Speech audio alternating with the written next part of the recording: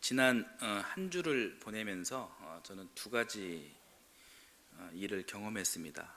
첫 번째는 제가 우리 교단 공과교육 교재 집필위원이잖아요.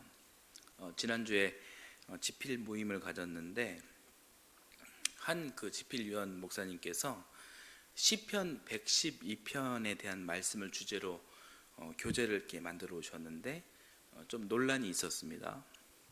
무슨 논란이었냐면 시편 112편 1, 2, 3절을 보면 우리 한 말씀 한번 봐볼까요? 말씀을 보면 같이 한번 읽어보겠습니다. 할렐루야, 여호와를 경외하며 그의 계명을 크게 즐거워하는 자는 복이 있도다. 그의 후손이 땅에서 강성하며 정직한 자들의 후손에게 복이 있으리로다. 3절이 좀 논란이 있었는데 3절 부와 재물이 그의 집에 있으며 그의 공의가 영구히 서 있으리로다. 아멘. 이런 말씀이었습니다. 하나님을 믿는 자들이 받을 복에 대한 말씀인데 방금 읽은 3절 논란이 됐던 이 9절 3절이었습니다. 하나님을 믿으면, 즉 믿음 있는 삶을 살면 부와 재물이 충만할 것이다 라는 그런 이야기였습니다. 집필자 목사님은 말씀 내용에 충실하게 쓰셨죠. 믿는 자들은 부자가 될 것이다, 후손도 그리 될 것이다. 이렇게 본문에 쓰여진 대로 그렇게 교재를 쓰셨는데 다른 집필위원들 사이에서 논란이 제기된 것입니다. 무슨 논란이냐면은 그렇다면 부자가 아닌 사람은 믿음이 없거나 부족한 사람들이냐, 이런 거예요. 우리들 중에 부자가 많냐, 가난한 사람들이 많냐, 이런 문제 제기예요. 요즘 부자들은 어떻습니까? 부동산 투기도 하고 그리고 사기도 쳐서 이게 부자가 되는 경우가 허다하잖아요. 그런데 그럼에도 그들은 믿음이 좋아서 복을 받은 것이고, 반면에 힘겹지만 그래도 정직하게 성실하게 열심히 살아가는 이 가난한 사람들은 묻지도 따지지도 않고 믿음이 없는 사람으로 그렇게 규정할 수 있느냐, 그런 문제 제기였습니다. 여러분 어떻습니까? 집필위원이었던 저도 그런 이야기를 듣다 보니까 오늘 살아가는 저의 삶이 갑자기 떠올랐어요. 제가 물질적으로 제가 부자인가요? 가난한 사람인가요? 여러분 어떻게 생각하십니까? 제가 부자인지 가난한 사람인지. 저는 빚도 많고요. 그리고 사실 집도 없거든요. 그렇다고 뭐 삶이 궁핍해서 못 먹고 사는 정도는 아니지만 그래도 제가 부자는 아닌 것 같습니다. 여러분들이나 저나 비슷할 겁니다. 그러면서 드는 생각이, 나는 시편 112편에 의하면 나는 복을 못 받은 사람이구나, 나는 믿음이 부족한 사람이구나, 이런 자괴감이 순간 밀려오는 거예요. 그럴 수 있겠죠. 이날 교재 집필위원회 모임에서 이런 이야기를 나눴던 것입니다. 여하튼 믿음이 좋으면 부자가 되고 안 좋으면 가난하다라는 이런 프레임으로 그렇게 이제 수많은 성도들이 이 교재를 읽는다면 그 수많은 사람들이 자괴감에 빠질 수 있다, 이런 이야기였습니다. 충분히 납득이 될 만한 그런 문제 제기입니다. 다행히 이 본문 집필위원께서 그 오해의 소지를 인정하시고 수정하기로 했습니다. 이런 일이 하나 있었고요. 다른 하나의 일은 우리 동네에 사는 한 분과 이렇게 대화를 하면서 나온 이야기입니다. 이분의 마음속에 신앙은 있어요. 분명히 있어요. 그런데 이분 교회를 안 나가십니다. 그리고 교회에 대한 그런 좋은 이미지를 별로 갖고 있지 않아요. 그래서 교회에 대해서 굉장히 냉소적이고 비판적입니다. 뭐 그분 이야기를 쭉 들어보면요, 그런 그분의 인식이 뭐 단순한 감정 문제가 아님을 알게 되는데, 뭐 이 자리에서 뭐 그런 이야기 다 말할 수 없고, 이분이 그런 생각을 하는 결정적인 이유는요, 이거였습니다. 교회가 굉장히 공격적이다라는 거예요. 이분법적 그런 논리에 가둬져 있는 그리스도인들 신앙에 대한 그런 문제 제기였습니다. 이런 거죠. 교회 다니면 의인이다, 안 다니면 악인이다. 뭐 그런 프레임으로 상대방을 쉽게 이렇게 판단하고, 이 판단을 넘어서 정죄한다라는 것이에요.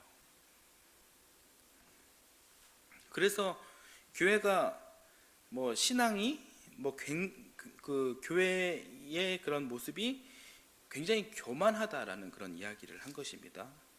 교회는 예수 그리스도를 믿는 곳이잖아요. 그러면 겸손해야 하는데 그러지 못한다라는 그런 비판입니다. 지난 한 주간 저는 이 두 가지 일을 경험하면서요, 이 두 가지 일이 서로 이렇게 연관이 있다라고 이렇게 생각을 했습니다. 그러면서 수많은 생각을 하게 되더라고요. 과연 믿음이란 무엇일까? 신앙이란 무엇일까? 성경에서 말하는 이 복이란 무엇일까? 정말 잘 믿으면 부자가 되는 것일까?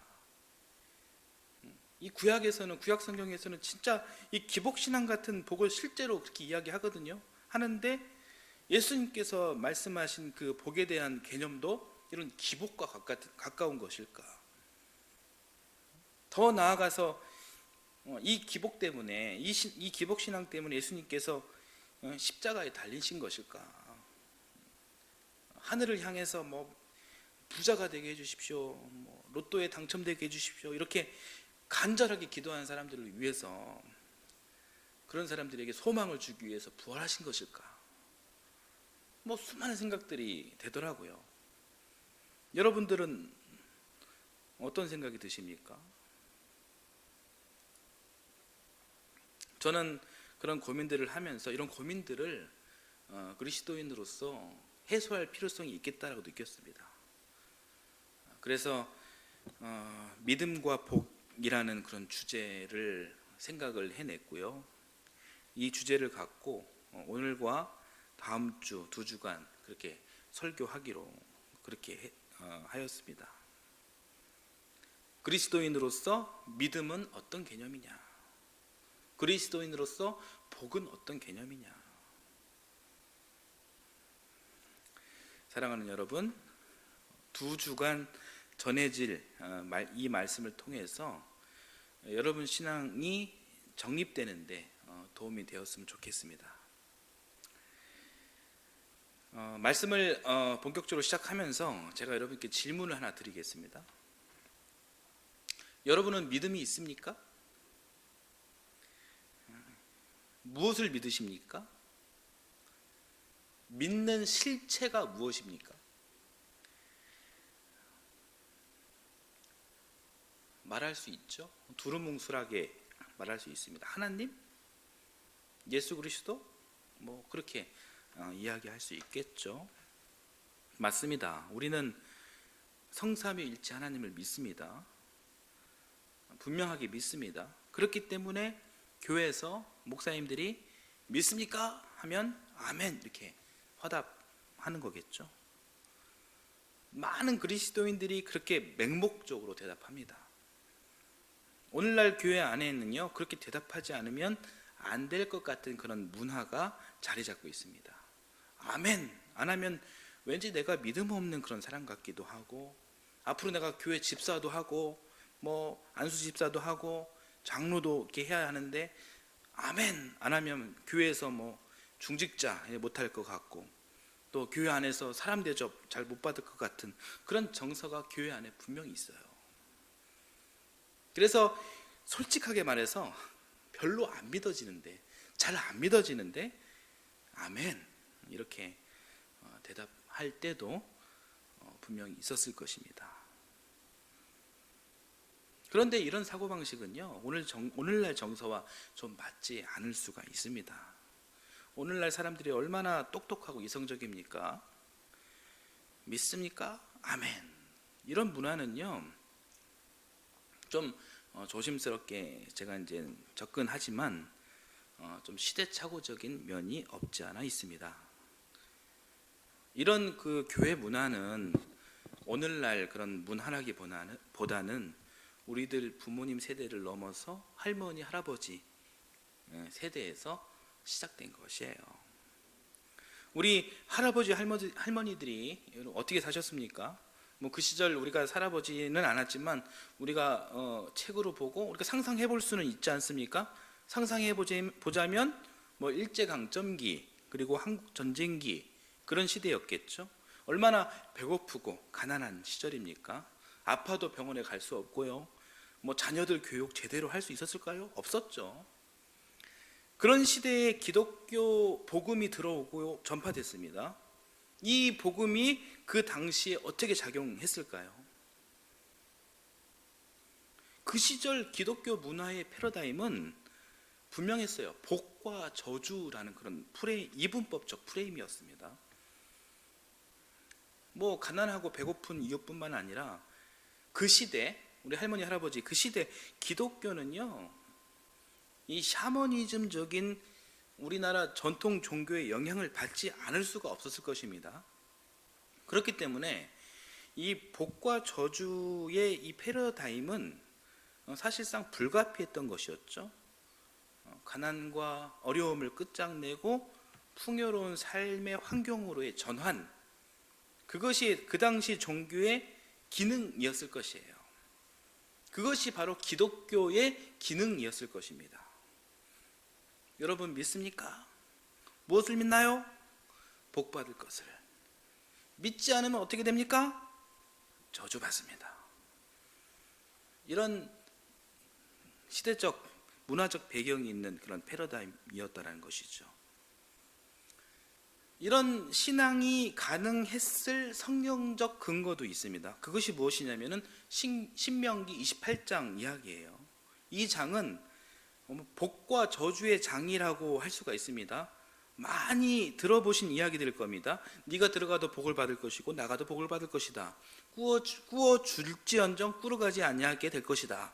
머리가 될지언정 꼬리가 되지 않게 하신다. 이런 거 들어보셨죠?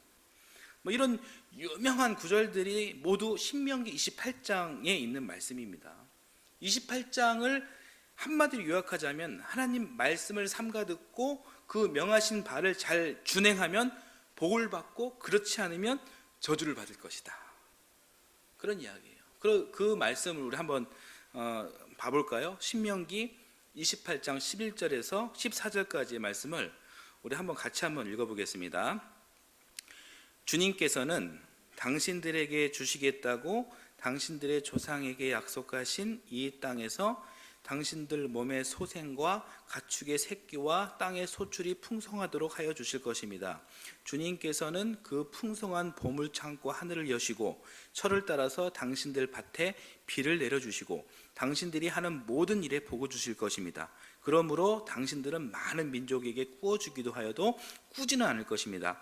오늘 내가 당신들에게 명령하는 바 당신들이 주 당신들의 하나님의 명령을 진심으로 지키면 주님께서는 당신들을 머리가 되게 하고 꼬리가 되게 하지 않으시며 당신들을 오직 위에만 있게 하고 아래에 있게 하지는 않으실 것입니다. 당신들은 좌로든지 우로든지 내가 오늘 당신들에게 명하는 이 모든 말씀을 벗어나지 말고 다른 신들을 따라가서 섬기지 마십시오. 예, 아멘. 뭐 참 굉장히 참 듣기 좋은 말씀들이에요. 이 말씀을 한마디로 정리하자면 만사형통, 물질적 풍요, 건강과 장수, 자식의 성공이에요. 구약 시대에는 이 복이 곧 복음이었고, 그러기에 복음은 이 세상에서 눈에 보이는 물질적인 복, 세속적인 복과 이렇게 동일시 되었다라는 것입니다. 이런 구약이 말하는 복과 우리나라 한국 기독교 시절의 초기 기독교 시절의 상황과 얼마나 잘 이 매칭이 되지 않습니까? 말씀만 봐도 은혜가 되고 절로 뭐 기도가 나오게 되고 그런 거 아니겠습니까? 그래서 그 시절에 이런 거예요. 믿습니까? 아멘. 뭐 그런 문화가 아주 막 폭발적인 그런 흥행을 히트를 칠 수 있었던 것이고, 그 정서가 100년이 넘은 오늘날에서도 뿌리 깊이 자리 잡게 된 것입니다. 기독교 신앙 다음 세대인 뭐 우리들에게까지 이렇게 그런 문화가 정서가 그렇게 이어져 온 것이에요. 복과 저주, 믿으면 이런 복을 받고 믿지 않으면 이런 저주를 받는다. 우리나라 이 산업화 시대에 한국 기독교를 폭발적으로 성장시킨 이 문화를 뭐 제가 감히 전면적으로 부정할 수는 없죠. 그렇게 하면 안 되지만, 오늘날 어떤 시대입니까? 이 지식의 시대를 넘어서 지금 상상의 시대를 살아가고 있는 우리들이잖아요. 오늘이잖아요. 그런 오늘을 사는 우리는 이제는 좀 다른 생각을 좀 할 필요성이 있다는 것입니다. 단도직입적으로 말해서 복과 저주, 이 이분법적 패러다임의 문제가 있습니다. 무엇이 문제일까요? 그것은 이 복이 무엇과 연결되어 있습니까? 바로 물질, 세속 이런 것들과 연결되어 있다는 것이 문제인 것입니다. 하나님께서 주시는 복이 이 세상적 풍요로 연결되는 것이 문제인 것입니다. 성경에 써 있는데 뭐가 문제냐? 이런 문제 제기할 수 있죠? 있습니다. 그러나 구약 성경만 보는 것은 여러분 유대인들이 하는 거예요. 우리 같은 기독교인들은요, 그리스도인들은요, 신약 성경도 함께 봅니다. 우리가 그리스도인이라면 우리 신앙의 포인트가 이 구약 성경 이 문자에 발목 잡혀 있으면 안 되는 거예요. 따라서 유대인들이라면 그런 문제 제기가 정당할 수 있지만, 우리 기독교인들은 그런 문제 제기가 꼭 정당하다 이렇게 볼 수는 없다라는 것입니다. 예수님께서 복에 대해서 어떤 말씀을 하셨는지 살펴보고, 그리고 다시 그 말씀을 중심으로 구약의 말씀을 점검하고 다시 해석해야 하는 것이죠. 그게 그리스도 신앙인들이 견지해야 할 입장이라는 것입니다. 우리는 예수님을 본받는 사람들이잖아요. 예수님을 한번 생각해 봐 보십시오. 예수님의 삶을 이 구약 시대 복과 저주 패러다임에 한번 적용해 보세요. 한번 넣어 보세요. 어떻게 됩니까? 예수님 복 받은 분이십니까? 저주 받은 분이십니까? 저주 받은 분이세요. 여러분, 이것은 자명한 사실입니다. 말밥통에서 태어나시고 살아생전 편안히 머리 둘 곳 없이 사셨던 분이 예수님이세요. 예수님께서 무슨 돈을 버셨습니까? 물질적 성공을 이루셨습니까? 물질 세속과는 매우 거리가 먼 분이 예수님이세요. 따라다니던 제자들 한번 봐보십시오. 부자가 있습니까? 다들 가난하게 산 사람들입니다. 밀반 옆을 지나며 밀이나 까먹어야 했던 사람들이에요. 삶의 현장, 생존의 현장에서 배를 골았던 그런 사람들입니다. 그 제자들의 자식들을 잘 키웠습니까? 자식들 좋은 학교에 보내고 자식들 농사 잘 지어서 무슨 명예, 권위 이런 것을 얻었습니까? 자식은커녕 결혼도 못한 사람이 대부분입니다. 그러니까 자식의 축복과는 거리가 먼 것이죠. 만사 형통은커녕 가는 곳마다 시비가 붙고 핍박이 따라다녔습니다. 장수는커녕 예수님께서 몇 세에 돌아가셨습니까? 33이에요. 그 젊은 나이에 정치적 누명을 쓰시고 십자가에 달려 돌아가셨습니다. 이 이야기가 신약의 이야기예요. 우리 지난해부터 요한복음 시리즈 잘 보고 있잖아요. 요한복음 이야기, 그 이야기와 구약 이 신명기 이야기, 28장 이야기가 어떻게 딱 맞아떨어지는 이야기인가요? 전혀 달라요. 심지어 신명기 28장의 관점에서 본다면 지금 요한복음 이야기, 신약 이야기는요, 저주받은 이야기입니다. 그래서 유대인들이 예수님을 핍박했잖아요. 왜 핍박했습니까? 그런 관점이 있기 때문에. 신명기적 구약의 그런 복과 저주라는 그런 패러다임을 갖고 있었기 때문에. 그래서 예수님을 저주하고 핍박하고 십자가 처형을 정당화하고 이 죽음까지 몰고 간 것입니다. 이것이 성경 이야기예요. 이것이 팩트예요. 제가 꾸미는 이야기가 결코 아닙니다. 사도 바울은 어땠습니까? 이분의 삶도 별반 다르지 않죠. 사도 바울은 빌립보에서 감옥에 갇혀 심한 폭행을 당하고 가는 곳마다 고난과 핍박을 당했습니다. 가는 곳마다 만사 형통했나요? 형통은커녕 복음을 전하는 곳마다 유대인들과 이들이 보낸 그런 깡패들로부터 목숨을 위협받고 동네에서 쫓겨나기 일쑤였습니다. 바울의 삶은 가난하고 곤고하기 이루 말할 수 없는 그런 삶이었습니다. 그런 바울의 삶을 신명기 28장의 패러다임에 한번 넣어봐 보십시오. 바울은 복받은 사람인가요? 아니요. 저주받은 사람입니다. 이 패러다임을 여러분 삶 안에 한번 넣어 보십시오. 여러분은 복받은 사람입니까? 그래요. 나는 그나마 잘 되고 있다고 칩시다. 복 받았죠. 하나님 감사합니다. 그런데 하는 일마다 미끄러지고 괴롭고 심란하고 죽고 싶은 심정으로 하루하루 고통스럽게 살고 있는 옆 사람이 있어요. 내 옆 사람은요? 그 사람은요? 저주받은 사람입니까? 나는 복 받았고 그 사람은 저주받은 사람입니까? 그 사람에게 당신은 저주받았습니다, 이렇게 이야기할 수 있습니까? 그러면 안 되죠. 절대 그럴 수 없는 것입니다. 그런 프레임이 얼마나 무서운 인식입니까? 예수천당, 불신지옥, 이런 인식이 같은 맥락입니다. 자기는 의인이고 남은 죄인이다라고 이렇게 정죄하는 인식도 같은 맥락입니다. 복과 저주 패러다임, 그런 신앙, 이것은 사실 굉장히 무서운 것입니다. 죄 없는 사람 죄로 덮어 씌워 억울하게 하고 정신적으로 돌게 하고 실제로 사람을 죽이는 패러다임이에요. 율법주의가 그런 방식으로 존재해 왔던 것이고, 예수님께서는 그 괴물 같은 율법주의와 싸우시다가 십자가를 지시고 돌아가신 것입니다. 이 무서운 패러다임이 오늘날 한국교회 안에 심각할 정도로 뿌리 깊다라는 사실을 우리가 깨달았으면 좋겠습니다.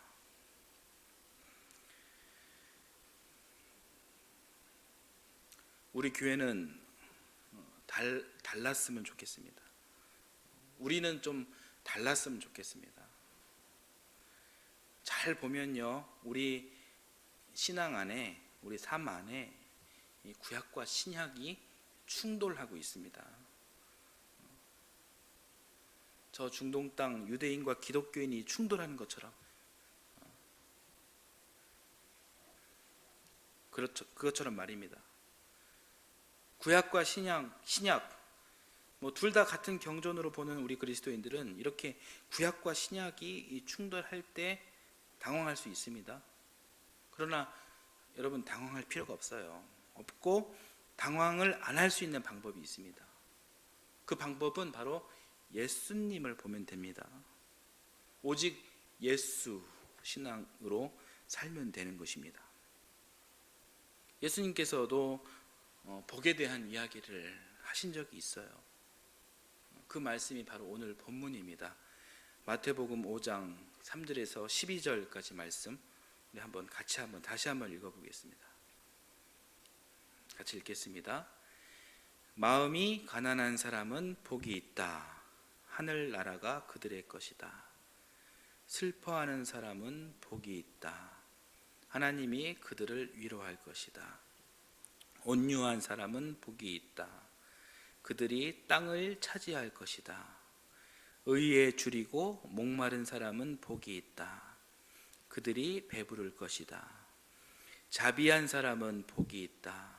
하나님이 그들을 자비롭게 대하실 것이다. 마음이 깨끗한 사람은 복이 있다. 그들이 하나님을 볼 것이다. 평화를 이루는 사람은 복이 있다. 하나님이 그들을 자기의 자녀라고 부르실 것이다. 의를 위하여 박해를 받은 사람은 복이 있다. 하늘나라가 그들의 것이다. 10절까지만 읽겠습니다. 우리가 신앙생활을 하면서 그동안 수도 없이 많이 들었던 예수님의 산상수훈 팔복 이야기입니다. 그동안 무수히 들었던 말씀이지만 오늘 특별히 이 말씀이 여러분들에게 좀 새롭게 다가왔으면 좋겠습니다. 이 귀한 말씀, 이 예수님의 주옥 같은 말씀, 이 팔복을 우리가 잘 묵상해 보면 이 팔복은 예수님께서 복 받는 방법을 이야기하는 것도 아님을 알 수 있습니다. 그리고 저주 안 받는 방법을 이야기하는 것도 아님을 알 수 있습니다. 그러면 무엇을 이야기하는 것일까요? 그것은 믿음에 대한 이야기를 하는 것입니다. 무엇이 믿음입니까? 무엇이 믿음이냐라는 것에 대해서는 다음 주에 이어서 말씀을 전하겠습니다. 오늘 말씀은 여기까지 전할 텐데 우리 영상을 하나 함께 보도록 하겠습니다. 한재승 선교사님 이야기입니다. 우리 이분을 통해서 진정한 믿음이 무엇인지에 대해 한번 우리가 생각해 보는 시간이 되었으면 좋겠습니다.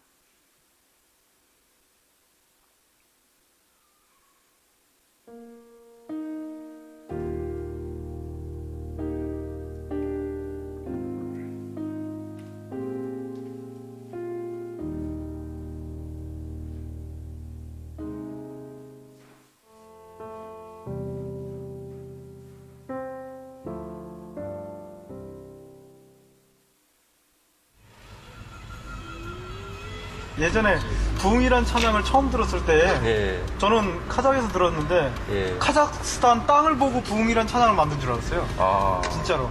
근데 예. 이 땅의 황무함을 보소서 하늘의 하나님 이러는데 예. 그 카자흐스탄 자체가 황무하거든요. 예. 한재성 선교사는 얼마 전 카자흐스탄에서 아내를 잃었다.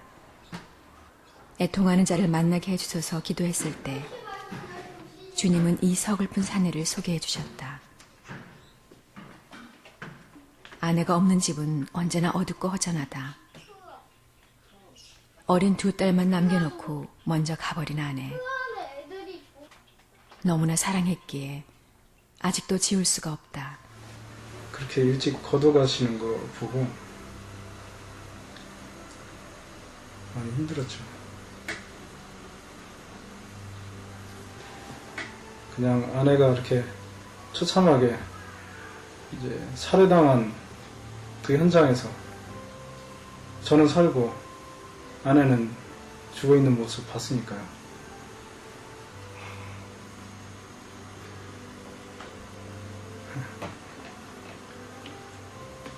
참 죄송합니다. 울고 또 울었지만 여전한 눈물은 어쩔 수 없다.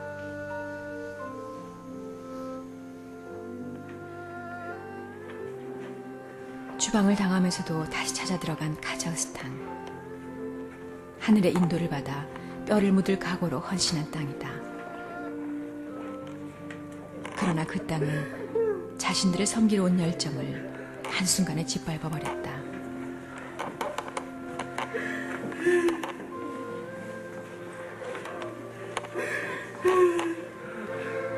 그 누구보다도 진실되고 아름다운 당신을 주님은 첫 열매로 택하셨습니다.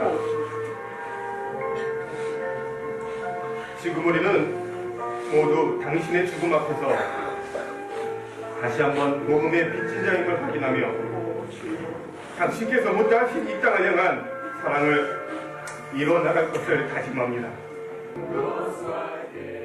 하늘의 섭리 안에서 일어난 것이라고 믿지만 뼛속 깊이 번진 이 슬픔의 고통을 어쩌지 못한다. 세상 그 누구도 이해할 수가 없는 것이다.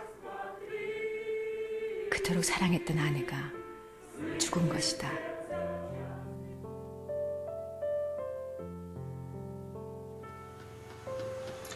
그걸 지금 자꾸 잊으시려고 많이 애를 쓰셨던 모양이에요.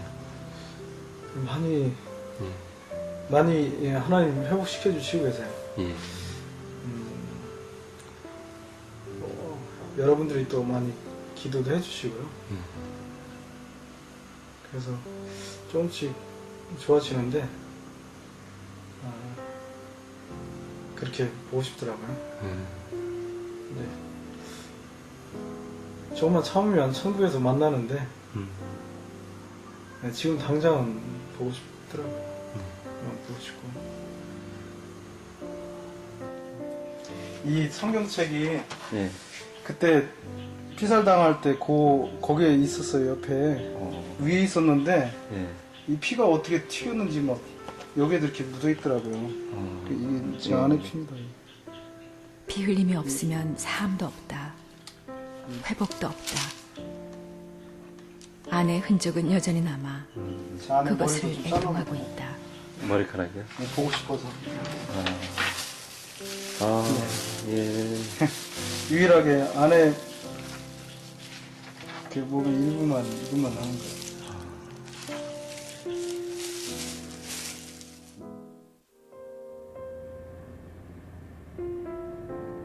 부부가 사랑했다라는 것이 단순히 이제 뭐 살아있을 때만 그게 아니라 영혼과 육체 전부 다 포함되어 있는 사랑인 것 같아요. 와, 예. 그러니까 이 사람의 육신이 여기에 있기 때문에 오면은 되게 가깝게 느껴지는 거죠. 예. 여전히 한재성 선교사는 아내를 그리워하고 있다. 어느 날 아내 무덤에 함께 가자고 했다.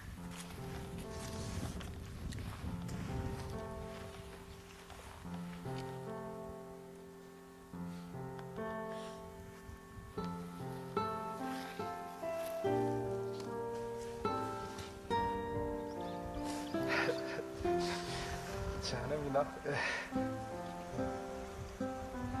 풀도 잘았네. 이 서글픈 사내를 위로하라고, 친구하라고 주님이 이렇게 만나게 하신 것일까?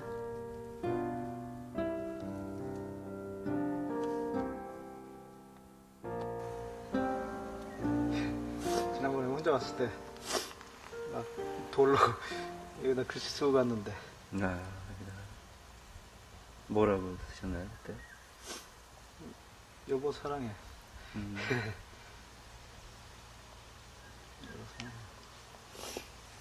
좀 기다리라겠죠, 뭐. 좀 금방 가니까. 남들은 천국에 있으니 이제 그만 울라고 한다. 그러나 여전히 눈물의 강이 흐르고 사무치는 그리움이 깊어만 간다. 주일학교에서 만나 함께 신앙과 사랑을 키웠던 아내다. 둘을 맺어준 주님을 위해 그 황무한 땅에 미랄이 되기 위해 갔던 것인데 결국 아내만 그렇게 들여졌다. 못난 남편 없다고?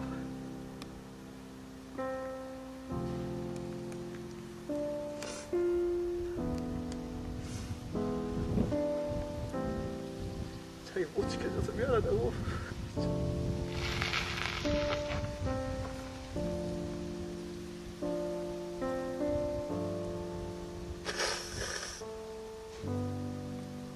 힘들어도 주님을 위해 다시 일어서야 한다. 지금은 울지만 언젠가는 분연히 일어서서 다시 가야만 한다. 하늘의 밀이 되어야 한다. 그것이 세상이 알 수 없는 애통이요 사명이다. 마지막으로 하나님 이렇게 막 다 들으게 되니까 아마 행복할 거예요. 제일 행복한 여행인 것 같아요. 제가 생각해도 복 있는 것 같고 너무. 나 무엇과도 주님을 바꾸지 않으리. 다른 어떤 은혜 구하지 않으리. 오직 주님만이 내 삶의 도움이시니 주의 얼굴 보기 원합니다. 주님 사랑해요. 온 맘과 정성 다해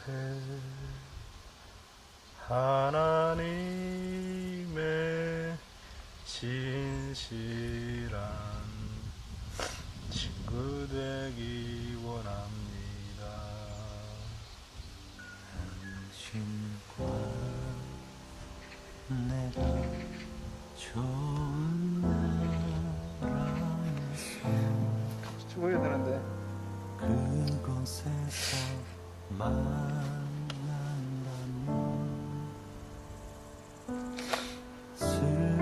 슬프던 지난 서로의 모습 주님 사랑해요. 까맣게 잊고 주님하고 같이 있고 싶어서 먼저 가서. 살지도 몰라요. 당신과 같이 있고 싶은데 좋은 나라에서 그 푸른 강가에서 만난다면 서로 하고프던 말 한마디 하지 못하고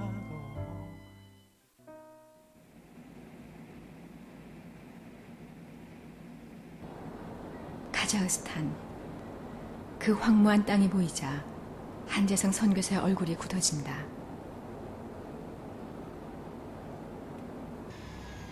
다시는 못 올 것 같았던 이 땅에 내리자 바위처럼 억눌렸던 눈물의 샘이 다시 터졌다.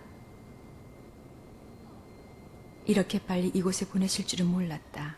그리고 다시 이 땅을 밟는다는 건 참 극히 어려운 그런데도 근데 좀 나왔어요. 하나님 가게 하시고 저는 이거 올 생각도 못 했었어요. 아내를 거둬가신 땅이다 이게 생각하니까 이 전하고 또 다른 거예요. 이 땅을 바라보는 게 느낌이.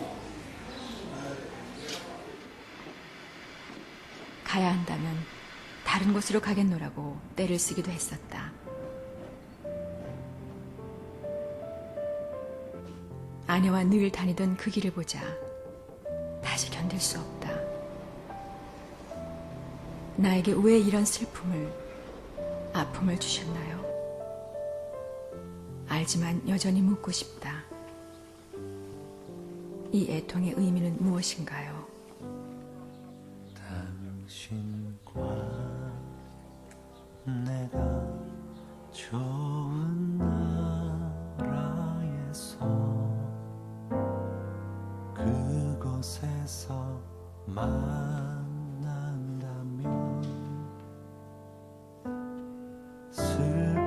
슬프던 지난 서로의 모습들은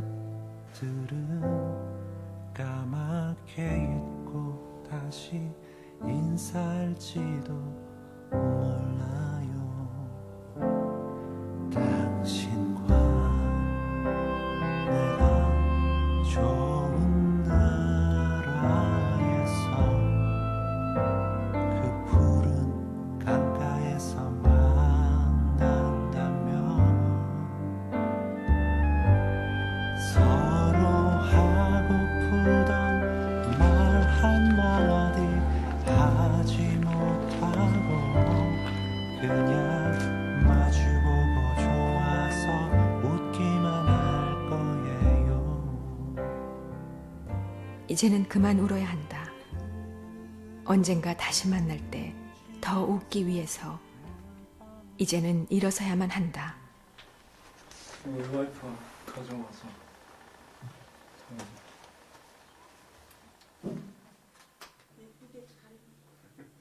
자기 집이라고 처음 가져온 거였어요.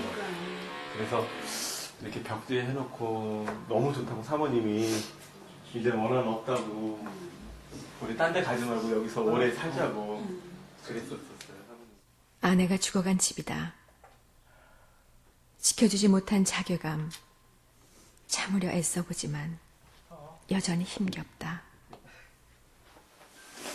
와이프 여기서 쓰러졌어요? 사모님이 그 피의 자욱이 아직도 남아있다. 영원히 지울 수 없는 흔적처럼. 피 흘림이 없으면, 고난이 없으면 회복이 없음을 증명이라도 하듯이.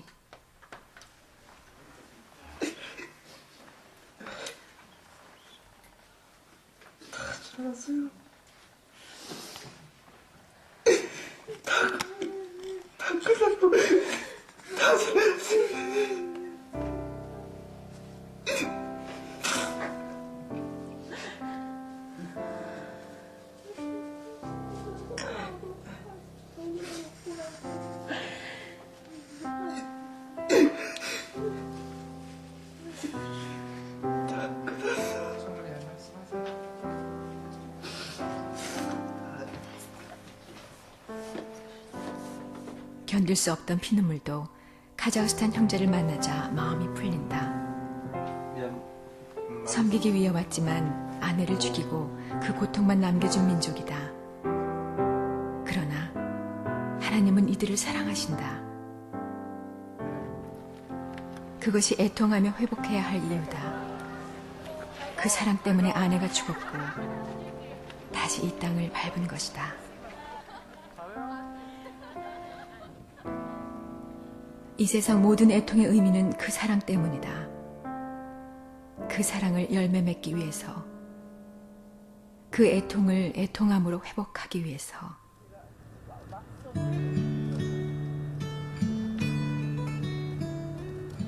돌아오는 길. 한재성 선교사는 주님과 깊은 대화를 나누었다.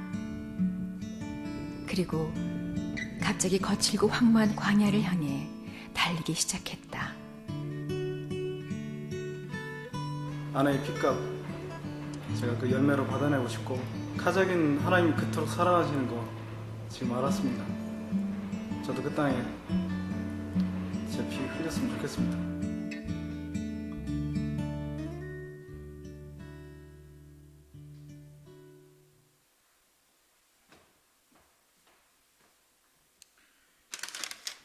찬송가 310장 함께 찬송하겠습니다.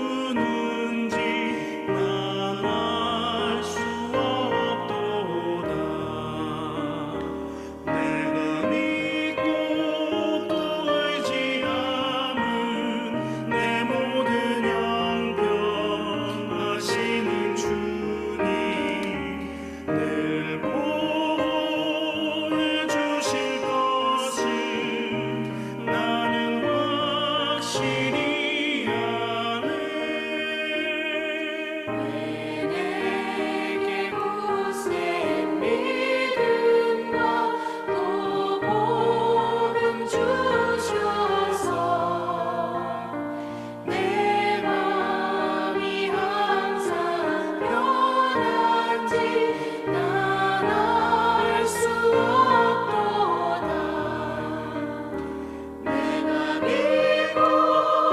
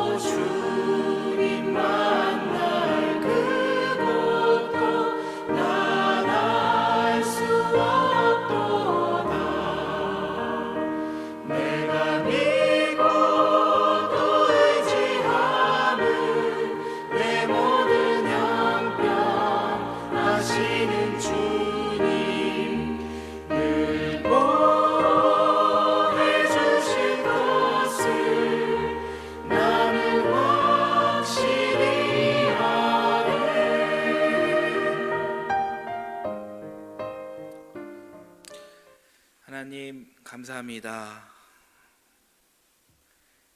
우리의 믿음이 복과 저주가 아닌 고난을 감사로 받을 수 있는 그런 믿음이게 하옵소서.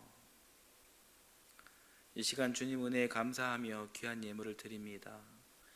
예물이 쓰이는 곳곳마다 하나님의 뜻이 이루어지게 하시고 바친 손길 위에도 주님의 복으로 축복하여 주옵소서. 예수님의 이름으로 기도드립니다. 아멘.